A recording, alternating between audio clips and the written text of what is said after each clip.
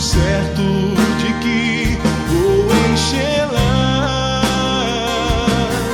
de almas pro reino de Deus. Queridos paroquianos, devotos da Boa Mãe do Perpétuo Socorro, nós estamos aqui mais uma vez nesse encontro no nosso programa Seguindo o Redentor. E diante dessa situação em que o mundo inteiro está vivendo, o nosso programa hoje é um pouquinho diferente. Nós temos a alegria de receber aqui um paroquiano nosso que vai nos ajudar a falar sobre um tema tão pertinente que a gente precisa aprofundar, que é sobre a depressão. Então nós temos a alegria de ter aqui conosco, ele vai se apresentar para nós e nós vamos trocar aqui algumas ideias, conversar um pouco a partir da experiência que ele tem como médico e a gente vai também direcionar um pouco para a realidade da fé, que é essa realidade que nós acreditamos e que muitas vezes tem nos sustentado durante toda a nossa caminhada nesse tempo difícil em que nós estamos enfrentando. Boa noite, bem-vindo. Boa noite. Para quem não me conhece, eu sou Bruno Lopes, sou médico neuropsiquiatra, atuo aqui em Garanhuns já há 14 anos e na região. Sou paroquiano da Paróquia Nossa Senhora do Perpétuo Socorro. Estamos aqui para debater um pouco sobre esse tema tão delicado, um tema tão apropriado para o momento e que a gente possa desenvolver um pouco de informação para todos vocês. Pronto, então o Dr. Bruno ele está aqui conosco e ele tem esse vínculo afetivo com a nossa paróquia, né, participa de alguns movimentos, de algumas pastorais e nada mais justo do que a gente falar sobre esse tema, né? Então eu gostaria de perguntar ao Dr. Bruno, o que deve ser, o que vem a ser uma depressão, né? Pois é, padre. Uma das coisas que a gente tem que ter em mente, nós, como comunidade de igreja, e principalmente toda a sociedade, é entender que a depressão é uma doença. Uhum.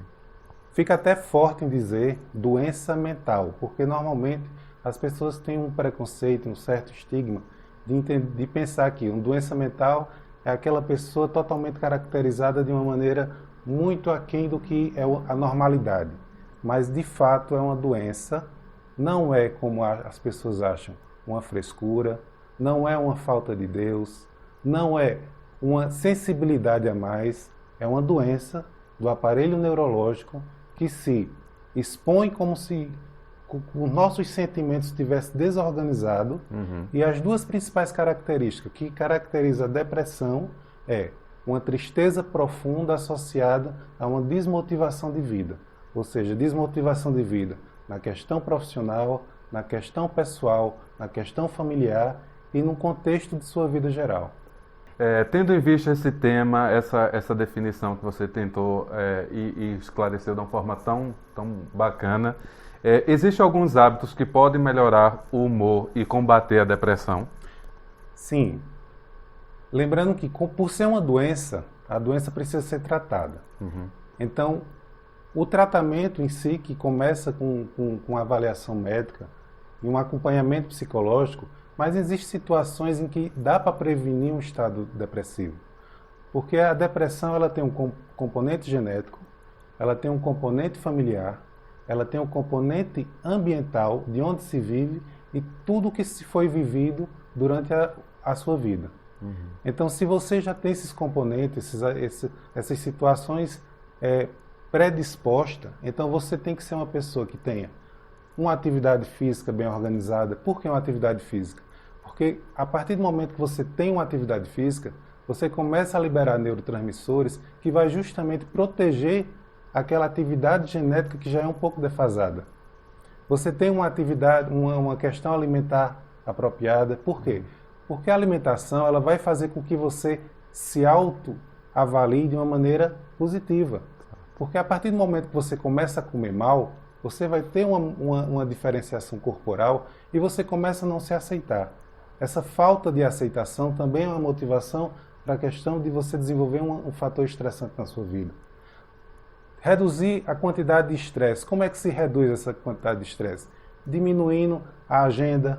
Então, muitas vezes, na nossa correria, ou pessoas hoje em dia que trabalham por horário, acaba trabalhando demais, imprensando situações ou questões na agenda que faça você ter um dia muito corrido, um dia que em 24 horas seria pouco.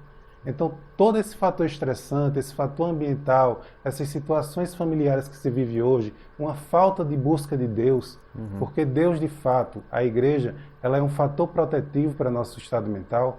Não adianta uma pessoa que adoece porque o cérebro adoeceu.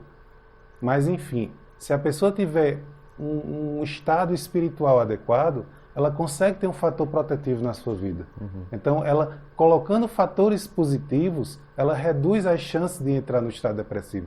Pode ter depressão? Pode.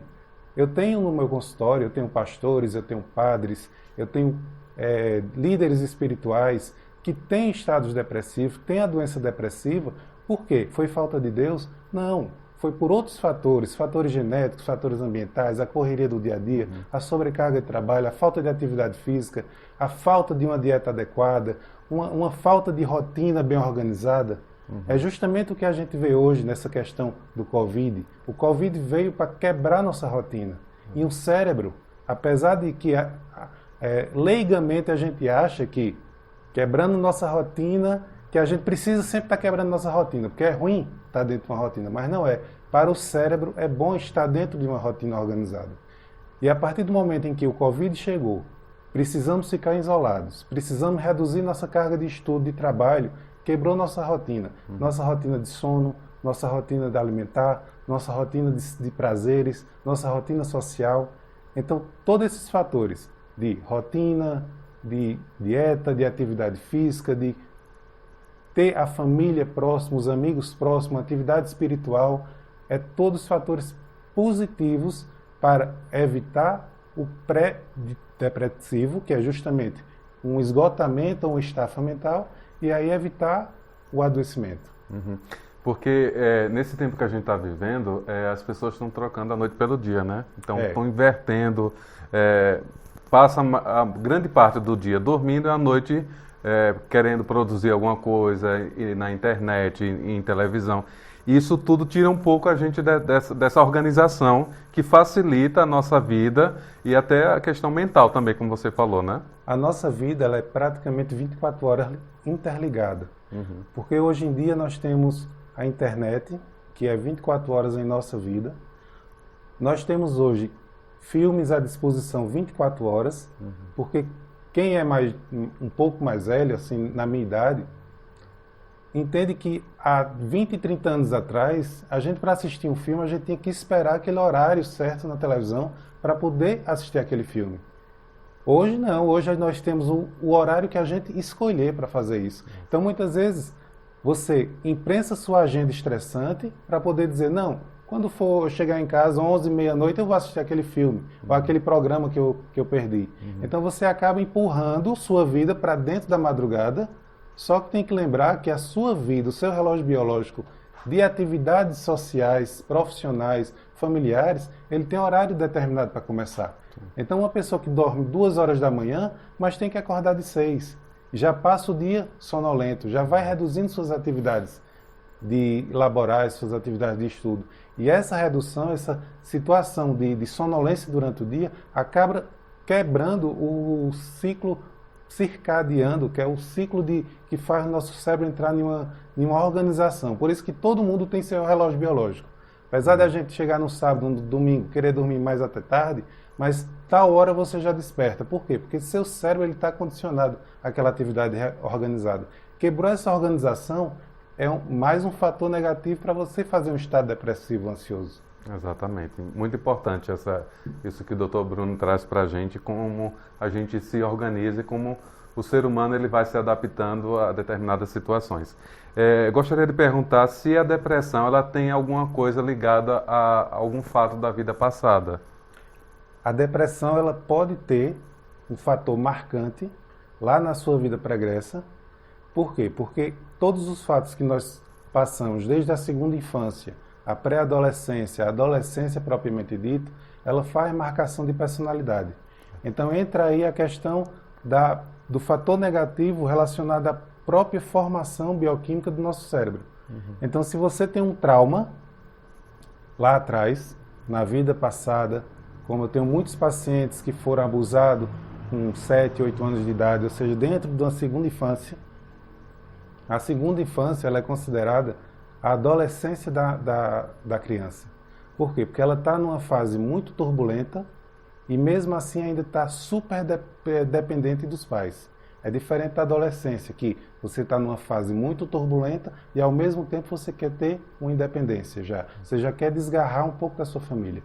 Então a segunda infância ela é muito traumática quando se sofre alguma situação lá atrás no passado, porque ela começa a fazer a marcação de uma personalidade depressiva, de uma personalidade esquizoide, de uma personalidade ansiosa, que faz você levar por sua vida inteira aquela marcação e aí ser um fator de risco para várias doenças mentais, como transtorno ansioso, como transtorno obsessivo, como síndrome do pânico, como transtorno depressivo. Entendi. Então, a depressão, ela tem geralmente alguma coisa que lá na vida passada aconteceu e não foi ajustada, direcionada de uma forma correta. Pode-se dizer que sim. Certo. É o fator negativo que está relacionado à própria personalidade em formação. Certo. Tem muitas pessoas que eu acredito que devem estar acompanhando esse vídeo que tem essa dúvida se depressão ela tem uma relação com tristeza. É igual à tristeza ou são coisas diferentes, distintas que a gente pode definir? Não, a tristeza ela é um sentimento, igual à alegria. A alegria não quer dizer quando, por exemplo, quando a pessoa diz eu estou alegre demais, não quer dizer que seja uma doença. Eu estou triste demais, não quer dizer que seja uma doença. É um momento, é um sentimento que a pessoa está passando. Você pode passar por um sentimento agora e daqui a 2 horas, poucos dias, você voltar ao seu estado de normalidade mental. A depressão é uma tristeza profunda. Então, nem toda tristeza é uma depressão, mas toda depressão ela tem um estado de tristeza. Muito bom. Então, tem que se levar em conta isso. Sentimento é uma coisa, a alteração de humor é outra. É tanto que quando você vai fazer uma avaliação de uma anamnese psiquiátrica, a primeira coisa que pergunta é, esses sintomas faz quanto tempo você tem? E aí tem que bater no mínimo 2 semanas de uma tristeza profunda, que aí mostra que quimicamente seu cérebro não está mais capaz de se reaver espontaneamente. Então é onde precisa entrar o suporte de tratamento. Eu gostaria de perguntar para o Dr. Bruno quais são os sintomas mais comuns da depressão. Como eu tinha falado no início, são 2 sintomas que são chamados clássicos, que é justamente a tristeza profunda e o que na medicina se chama de anedonia. O que é anedonia? Anedonia é quando uma pessoa ela está totalmente isolada, sem ter a vontade ou a capacidade. Por que eu digo capacidade? Porque, a princípio, a pessoa perde a vontade. E depois, mesmo que tenha vontade, não tem mais força para exercer o que exercia antes.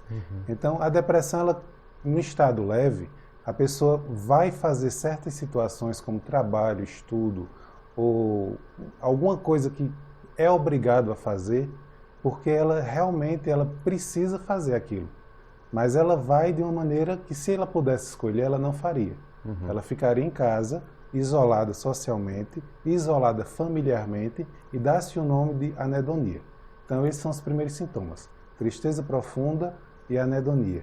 Ou seja, anedonia, o isolamento social e familiar. Mas você coloca sintomas de pensamento. Você tem um pensamento totalmente desorganizado. Sintomas de comportamento. A pessoa começa a agir de maneira mais explosiva, a agir de maneira mais impulsiva, a agir de maneira mais agressiva. Sintomas de gástricos. A pessoa começa a ter mal-estar, vontade de vomitar, diarreias com frequência, falta de apetite ou muito apetite, vai depender do tipo de depressão. A pessoa tem uma diminuição do desejo sexual, a pessoa perde o prazer com a vida. Então, depressão é você perder a sensação de que você está vivo. Você perde aquilo que realmente fazia parte da sua vida. Você não tem mais desejo, você não tem mais vontades, você não tem mais qualidade de vida. Então, quando muitas vezes o psiquiatra, numa avaliação, ele diz: eu vou tratar para poder devolver à pessoa a qualidade de viver. é justamente isso, é resgatar a atividade neurológica que desorganizou para poder dar a ela a nova oportunidade de estar vivo novamente. Então, fora isso, vem os sintomas físicos, que é dor de cabeça, que é umas tonturas, que são vertigens, que são tremores. Existem pessoas muito graves que chamam o estado catatônico depressivo, que uma pessoa pode chegar sem andar no consultório, uma pessoa que de repente para de enxergar, uma pessoa que para de se alimentar, uma pessoa que tem uma lesão motora, física, totalmente completa. Então, são gerais os sintomas. Se for escolher os principais, é justamente a anedonia e a tristeza profunda. Mas, dependendo do grau e o tipo de pessoa que foi estimulado até esse quadro depressivo, então pode ter sintomas físicos, sintomas de pensamento, sintomas de comportamento. Entendi. E esse grau que vai, as pessoas, geralmente elas procuram um profissional quando já estão num grau muito avançado, ou algumas pessoas conseguem identificar logo isso no início e procuram um profissional para ajudar a direcionar? Depende muito da prevalência em relação a homem e mulher. Certo. Mulher, quando chega para o atendimento, realmente ela está num quadro bem leve. O homem ele tem mais dificuldade. E quando chega, geralmente ele é trazido pela família, porque ele já está naquele estado de não se reconhecer e não ter mais desejo do que quer e o que não quer. Então a família consegue levar. Mas até o nível moderado do estado depressivo, o homem ele não vai. Então, fazendo assim uma média, a prevalência da depressão é em torno de 3 para 1. A cada 3 mulheres, um homem vai ter. Então, nessa proporção. E então, a mulher ela percebe mais, ela tem uma sensação de que ela é capaz e aquela capacidade está sendo retirada. Então, ela chega, se você chegar no consultório, vai encontrar que 80% o atendimento é feminino, e são atendimentos, inclusive, mais leves. Mas o homem, quando vai, são mais graves. São pacientes que já têm uma ideação, um pensamento suicida. E aí a família que tem que levar. Mas, de fato, a mulher ela consegue perceber essa mudança, essa limitação da capacidade mental e das ações que ela tem no seu dia a dia, na sua rotina como mãe ou mulher de família, na sua rotina de trabalho. Então, quando ela percebe que ela está começando a ficar limitada, a sensibilidade dela faz com que ela perceba que aquilo ali tem um padrão diferente do que ela costuma a ter. O homem não, o homem ele se segura e cai exatamente naquele estigma que eu falei no início. Ou acha que é uma situação que vai passar, ou acha que é porque está com um momento muito cheio de sensibilidade na vida, mas de fato é progressivo. A depressão sem tratamento, ela não consegue melhorar sozinha. Ela só melhora com o tratamento. Então, o homem ele começa, não vai, mas quando vai, já vai no estado grave. Certo. E esse estado grave, ele automaticamente ele já pede uma medicação ou... A partir do estado leve, já chama o tratamento médico. Então, apesar do nome dizer depressão leve, mas a depressão leve faz a pessoa sentir uma tristeza profunda, que é o primeiro sintoma. Então, dizer uma depressão leve, moderada, grave e avançada vai depender dos sintomas e do prejuízo que a pessoa está tendo. Mas a tristeza profunda e a anedonia, ela está em todos os graus. Então, mesmo no grau leve, em que a pessoa consiga trabalhar, mas já tem uma alteração de sono, já tem uma alteração de comportamento, já tem uma alteração de pensamento, porque do leve para o moderado só modifica a questão do prejuízo na questão profissional. Uma pessoa que já não consegue mais ter uma produtividade no seu trabalho, ela já começa a se sentir limitada. Então, no leve, sente uma tristeza profunda, o isolamento, sem querer ter o seu prazer novamente. Mas no moderado, além de sentir isso, já não consegue mais ter um ganho na profissão. Vamos dizer que um padre que tenha uma depressão, ele já não consegue já dar o suporte que a igreja está pedindo. Consegue ir para algumas principais, algumas reuniões principais, mas já se sente falta de produtividade. Então, esse aí é o parâmetro do leve para o moderado. Entendi. E aí tem que entrar com a medicação. Só não entra com a medicação se não for depressão. Que muita gente confunde uma estafa mental, um esgotamento mental, que ainda dá para melhorar com um acompanhamento terapêutico, que ainda dá para fazer algum tipo de situação de um relaxamento de yoga, de atividade física estimulada, organizada com o personal, com uma atividade espiritual, uma conversa que resgate aquele cansaço mental. Mas depois que entra no estado de doença depressiva, então mesmo sendo leve, precisa entrar com medicação. Entendi, certo. Pegando no que você fala com relação a esse leve, moderado e mais grave, existe alguns tipos diferentes de depressão ou já se encaixa nessa fala que você diz aí? Essa fala de leve, moderada, grave e avançada é o que nós avaliamos aqui no Brasil. Certo.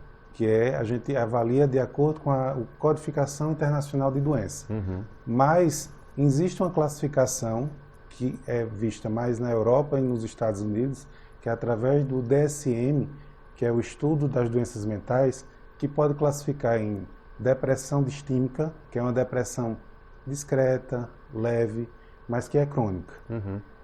Praticamente você não percebe que a pessoa tem depressão, mas você sabe que a pessoa é diferente, sabe que a pessoa é mais achata, sabe que a pessoa faz as coisas a pulso, é aquela pessoa que é ranzinza, que praticamente não dá bom dia, é aquela pessoa que diz, é o jeito dela, mas ali é um estado distímico. Então, o DSM, ele separa, então, distimia, ele coloca também a depressão sazonal, que acontece muito em países do Polo Norte, do Hemisfério Norte, em que tem as estações do ano bem definidas. Então, se você chega na Europa, nos Estados Unidos, lugares que nevam, você tem um aumento no estado depressivo a partir do outono, em que justamente o sol para de brilhar e começa a penumbra. Então, isso eles classificam como depressão sazonal. Aquela depressão que não tem cura, mas que ela melhora no verão e piora no inverno. Uhum. Existe a depressão secundária, que está relacionado a pessoas que usam drogas, ou pessoas que têm um problema hormonais, ou pessoas que têm um problema clínico, e aí acaba desenvolvendo um estado depressivo, por exemplo, uma pessoa que passa por uma situação traumática de uma amputação de uma perna. Então, muda totalmente a vida daquela pessoa, e aquela pessoa não consegue mais se aceitar daquela forma. Então, é considerado uma depressão secundária, porque existia uma doença de base, ou um trauma de base, e a depressão veio associada a isso. Entendi. Além da depressão bipolar, que é a depressão que não é alegria e tristeza, que muita gente também confunde. Depressão bipolar é uma variação de humor entre estado maníaco e estado depressivo. Então, o estado maníaco é aquela pessoa que, se você olhar de fora, você vai dizer, aquela pessoa está louca. É uma pessoa que fala demais, é uma pessoa desinibida, é uma pessoa imprudente, é uma pessoa aventureira, é uma pessoa que não mede as consequências. Ela está provavelmente no estado maníaco, que é um polo diferente do estado depressivo. Enquanto o depressivo, ele está totalmente anedônico, totalmente isolado, totalmente sem ter capacidade de fazer nada, o maníaco ele está em uma alta velocidade de aceleramento mental. Então é uma pessoa que praticamente não dorme 2 horas por noite e já está ótimo, já acorda para beber, é uma pessoa que é aventureira, que está disposto para tudo, que é inconveniente. Você percebe quando aquela pessoa está em um aceleramento mental muito grande. Então isso é uma depressão bipolar, porque muita gente confunde. Acordei bem de manhã e à tarde estou mais para baixo. Não, isso aí é variação mais sentimental, é o jeito da pessoa de gastar justamente a energia que o corpo dá. Você acorda bem disposto, daqui a pouco você dá uma diminuição no seu cortisol e aí você começa a desacelerar um pouquinho. Isso aí são espectros de humor, mas não é uma doença bipolar. Porque as pessoas elas fazem essa relação muito... É muito comum a gente ouvir as pessoas dizendo assim, a variação de humor, né? Você acordou de um jeito, de repente à tarde você já está de outro jeito e as pessoas já dizem logo, não, fulano é bipolar, né? Porque está agindo com essa variação de humor. Doutor Bruno, eu gostaria de perguntar para você se existe uma faixa etária que é mais vulnerável à doença, né? À depressão. Sim, existe. A depressão, ela apesar de ela percorrer todas as faixas etárias, mas a faixa etária que é mais prevalente é justamente na terceira década de vida, ali entre os 24 aos 35 anos de idade. Mas nós temos depressão em criança, muito difícil de diagnosticar, inclusive, porque criança praticamente ela não tem um grau emocional de destreza, mas ela é percebível por uma depressão atípica, a criança. Ela começa a ter problemas no sono, ela começa a criar amigos imaginários, ela começa a ter diarreias quando vai para a escola, ela começa a ter modificações corporais e poucas variações de tristeza e anedonia, porque a criança ela tem essa destreza emocional muito baixa. Então, para a criança chegar no consultório, precisa passar por vários médicos anterior, buscando todo tipo de problema, desde doença gástrica, desde verminose, desde problemas cardiológicos, crianças que sentem muita dor no peito. Quando você faz todos os exames, está todos normais. E aí termina justamente no consultório psiquiátrico. Adolescente principalmente. Hoje em dia, os adolescentes que começam a beber cedo, que aí faz com que comece a vir as primeiras intoxicações, essas intoxicações sobrecarregam o aparelho neurológico e acaba sendo um gatilho para atividade depressiva. Mas a prevalência, como o senhor perguntou, é principalmente na terceira década de vida. Mas é de ponta a ponta, desde o da criança até o idoso. O idoso é outra depressão atípica que tem. Porque às vezes começa com um estado depressivo, mas quando você faz a avaliação clínica e com exame complementar, você vê que é uma doença já demencial. Então o cérebro já não tem mais aquela capacidade de se autorregular e aí entra no estado depressivo muito fácil. Basta passar por uma situação traumática. Idosos que perdem filhos, idosos que acabam tendo situações de desgaste emocional com conflitos familiares, idosos que sofrem um assalto. Então, infelizmente, nesse aspecto de trauma, a pessoa sofre o trauma, dá uma reversão de desorganização mental e ele, com aquele cérebro envelhecido, não tem mais a capacidade de se autorregular. E aí o estado depressivo aparece.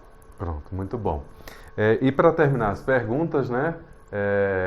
Tem a última aqui que eu gostaria de fazer para o Dr. Bruno, que o que a pessoa deve fazer quando está com depressão? Qual deveria ser a rotina orientada para uma pessoa que está no estado depressivo? Como eu falei no início, a depressão leve ou moderada dá para a pessoa sentir essa limitação, essa incapacidade de exercer sua função como pessoa. Então, é procurar um médico, procurar uma avaliação clínica para poder começar o seu tratamento e se reorganizar mentalmente. Depois que faz essa avaliação clínica, depois que começa o tratamento, é impressionante, padre. Você medica a pessoa, quando a pessoa vem com 2 semanas, ela está totalmente diferente. Ela já está maquiada, se for mulher, ela já está com cabelo penteado, ela já está com vestes apropriadas. Porque muitas vezes, quando chega no estado, trazido, por exemplo, para a família, nesse estado de grave a avançado, o avançado é quando há atividade suicida, então a pessoa vem até com a roupa que já vem dormindo há 5, 6 dias. Vem mal cheirosa porque não tomou banho, vem totalmente descabelada, e quando você medica a pessoa, com 2 semanas ela já está totalmente diferente.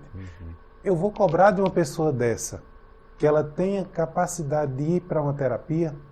Não tem como eu cobrar.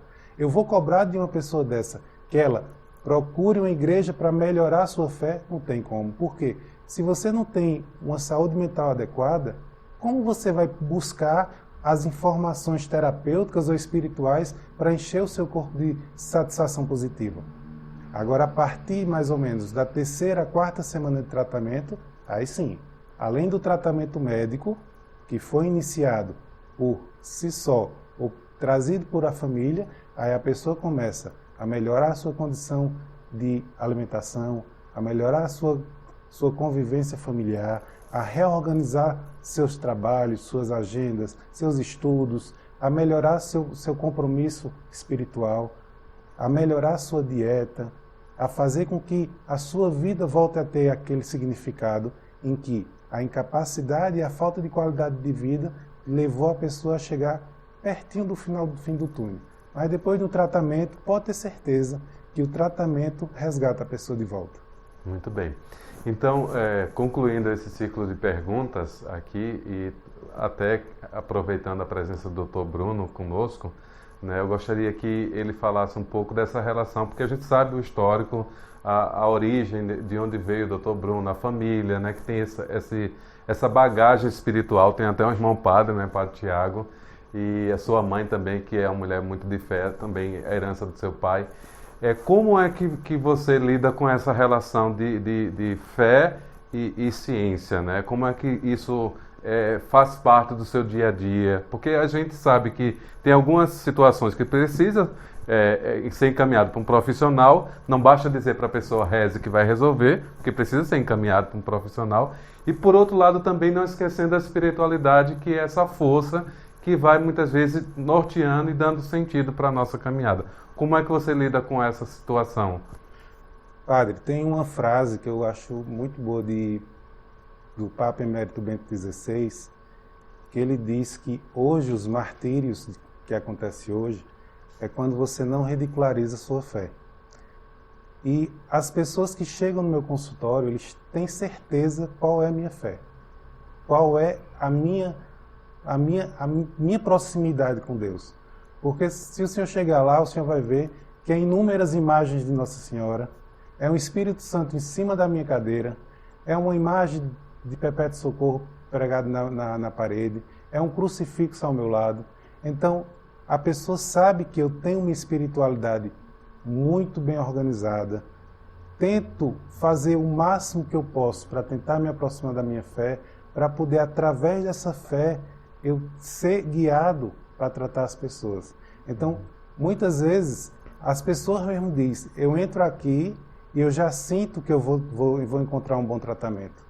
Por conta do ambiente que está espiritualizado. Eu nunca deixei de minha fé e minha ciência andarem separadas. As duas andam agarradas uma na outra.